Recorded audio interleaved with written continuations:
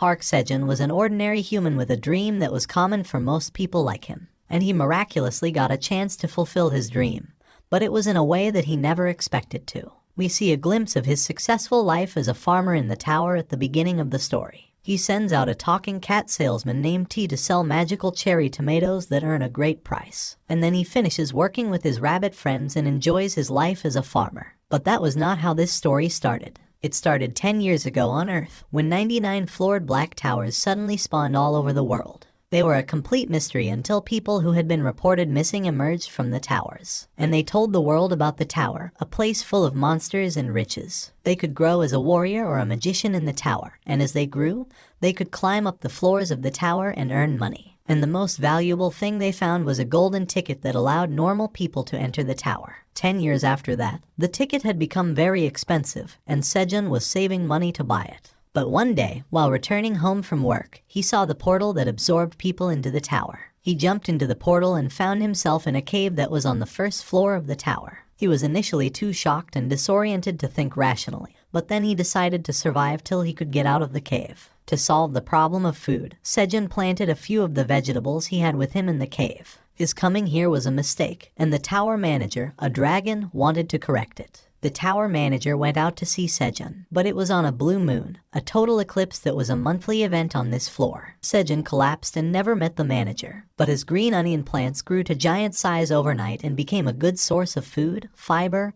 and firewood. Sejun befriended a couple of white farming rabbits who joined him as his helpers in cultivating crops. He discovered fire using a plastic water bottle as a lens, and using fire, he could catch fish from the pond. Sejun's food habits diversified as he could now cook food too. Then the rabbit couple gave birth to a bunch of cute and energetic baby rabbits. And soon after that, another blue moon night came and imbued a tomato fruit with its power. The fruit ripened into a blue magical cherry tomato, and harvesting it caused Sejun to be awakened as a tower farmer. Although Sejun was initially disappointed and wanted to throw it all away, he thought of the rabbits and decided to continue farming. The tower manager issued a quest to Sejun and asked for the blue cherry tomato in exchange for a job-related skill. It also threatened to kill Sejun if he refused to complete the quest. Sejun obeyed, but this started a cycle of the manager demanding more and more food from him in exchange for nothing. But one day, Sejun stood up to the manager and told him that he would not give it food even if it wanted to kill him.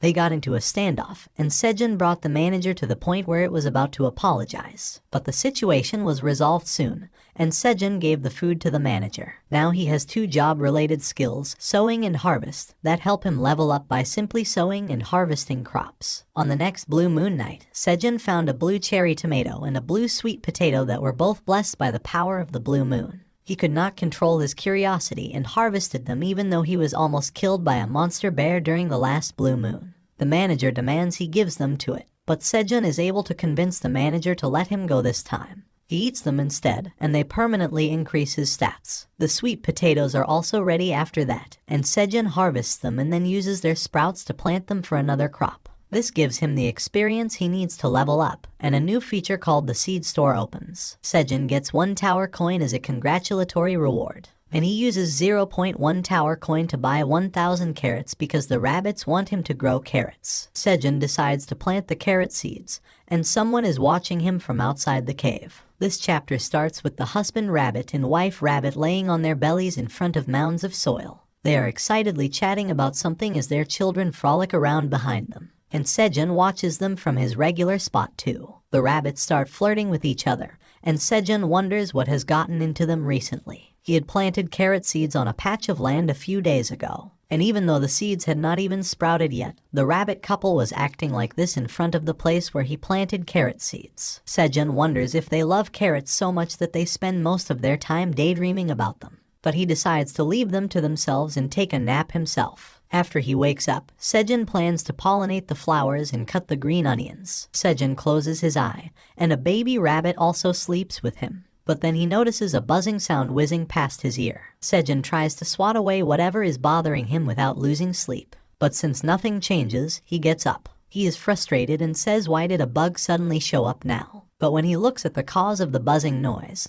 he finds it to be a giant and cute bee. The bee looks at Sejun curiously, and he stammers for a while before saying she was so cute. He thinks this is a monster in the form of a bug. He calls the bee close so that he can read what kind of monster she is. But that happiness at meeting a cute thing vanishes when Sejun finds that it was a poison honeybee. He is scared and flinches as he reads the name, and he turns back to ask the rabbits if they knew whether the bee was dangerous or not. But the rabbit couple is already taking their children back to their burrow. They are scared of the bee too, and Sejun is stunned as he watches them run. He screams at the rabbits, calling them mean. His face twists as he asks them how they could leave him alone like this. The remaining information is given by the tower manager, who tells Sejun that the poison honeybees were carnivores that hunted monsters with their poison stings. The bee stingers were very dangerous, and the manager advised Sejun to stay away from them. Sejun is scared after reading that the bees eat meat. He thinks that they cease to be honeybees at this point. The bee flies towards him, and Sejun tries to shoo it away without any result. He says that he was just bones and had no meat for her to eat. He asks the bee to spare him, but she is still moving towards him, and Sejun sees her as a fearsome monster. He is fumbling around with his other hand when he finds something he can use to fend off the bee. It is just a broken tomato branch with a flower, and Sejun swings it towards the bee. He asks her to eat it instead of him. The bee curiously looks at the tomato flower,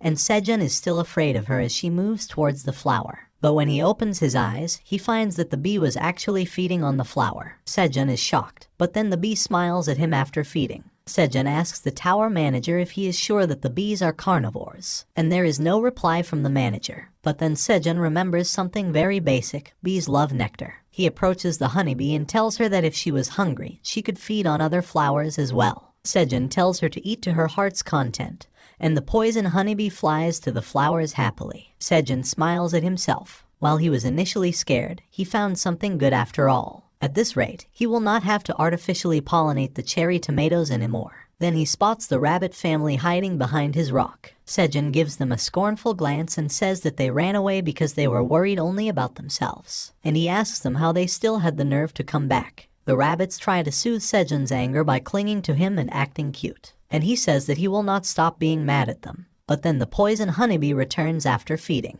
She flies straight towards Sejun, and he takes a few steps back until he is forced to stop by his rock. He asks the bee if she is not full yet, and as she comes close, Sejun is worried about his safety. But the bee lands on his stomach, and after adjusting his t-shirt a bit and stretching, she lays down in her sleeping position. Sejun also realizes that the bee did not mean to harm or scare him, she just wanted to sleep. And he feels that she was too cute even while sleeping. But a small part of his mind is still anxious, and Sejun asks the bee that she isn't going to sting him. And this time, the rabbits have also not run away. Sejun has another chapter to add to his diary about getting lost in the tower. His family in the dungeon gained one more member today. A few weeks have passed since Sejun's first meeting with the bee, and the tomato crops are ready to be harvested again. The wall where Sejun was marking the number of days is also showing 24 characters. Each character meant 5 days, and that means he has been here for 120 days. We see Sejun harvesting tomatoes along with the wife rabbit while the husband rabbit is watering the carrot seedlings, and the baby rabbits are still playing around. Sejun is getting disturbed by the baby rabbits playing near him, and he scolds them and tells them to go somewhere else. The baby rabbits run away without a care. And then Sejun looks at the rest of their siblings. They were also busy playing with each other, and he felt good seeing them so carefree. He says that they were having a great time.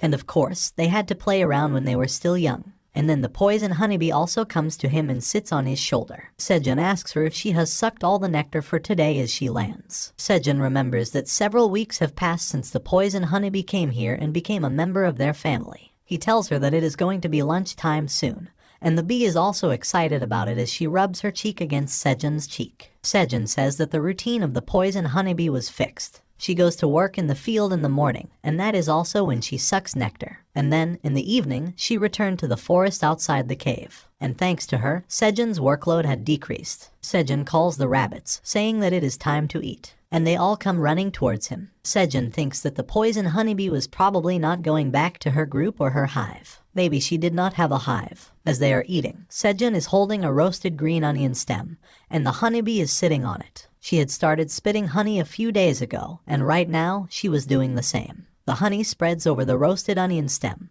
creating another dish called honey onion. The sweet flavor of the freshly roasted green onion was enhanced by the sticky and sweet honey of the poison honeybee. And Sejun is the one who knows the truth about the statement. He takes a bite of the honey onion and exclaims that it is sweet and delicious. And the rabbits also share the sentiment because they are also eating the honey onion. Sejun talks to the honeybee and tells her that he was scared of her at first. He thought that she was poisonous and hence dangerous. But thanks to her, he was able to quickly get honey. And he also expanded his field with her help. As Sejun enjoys the honey onion, he says that in a few months he will eat so much honey that it will match what bears in the wild do. He used to be jealous of bears for eating too much honey, but that would stop happening in a few months. The Tower Master also gives Sejun a message, saying that it is happy for him. But he does it where Sejun cannot see it immediately. And as Sejun turns to see the message from the Tower Master, it disappears. A few more days have passed, and Sejun thinks that the blue moon is also going to come soon. He is reading the characters on the stone wall while the baby rabbits are playing and eating. Sejun is worried a bit about the blue moon. Even though nothing bad had happened yet, there were chances that things might go wrong at any time. He hopes that the blue moon goes safely this time as well. It is the 121st day after getting lost, and it is also the day of the blue moon that occurs every 30 days. Sejun is carrying a bag made of onion leaves and full of cherry tomatoes. He puts them inside their usual food hiding place, a rock circle covered with green onion leaves. Sejun is also wearing a jacket made of green onion leaves, and he says this much food will be enough. The poison honeybee had also not come to their farm for a couple of days, and Sejun thinks that she was also preparing for the blue moon somewhere. But then he sees the rabbit family. The husband rabbit and wife rabbit were trying to tell their children something, and their children were listening quite attentively. Sejun also notices that the rabbits were especially anxious today. But it is almost time for the blue moon, and Sejun asks them to go home now. But he stops mid-sentence as he sees the rabbit family huddle up. Sejun cannot think of anything that would make them behave so seriously. But the rabbits do not appear worried or scared either. Sejun is about to ask the rabbits if everything is all right when the rabbit couple bolts towards their home, leaving their kids behind. They go inside their house, and Sejun is shocked at what they are doing. But then the rabbit couple turns back and waves at their children. They also say something, but Sejun does not understand it. And with that, they slam their door shut. Sejun is shocked at what he just witnessed. He asks the parent rabbits how they could just leave their babies out in the open during a blue moon. It was dangerous, and they were still kids who could not fend for themselves. But as Sejun says that the blue moon is coming, it arrives. The moon eclipses the sun, and blue light covers the world. And Sejun hears the roar of a monster coming from behind his back, and he goes speechless. He nervously turns back to see what was happening and sees a sight he will never forget. There is even more noise and even louder roars and growls, and they were coming from the baby rabbits, and they looked nothing like their cute selves now. Right now, they were ferocious monsters who seemed to have lost their reason. Sejun silently watches the baby rabbits, who have suddenly transformed into something monstrous. They had grown in size, their fur had turned white and their eyes red, and they had sharp claws and fangs. And as the baby rabbits roar, Sejun wonders what in the world is going on here.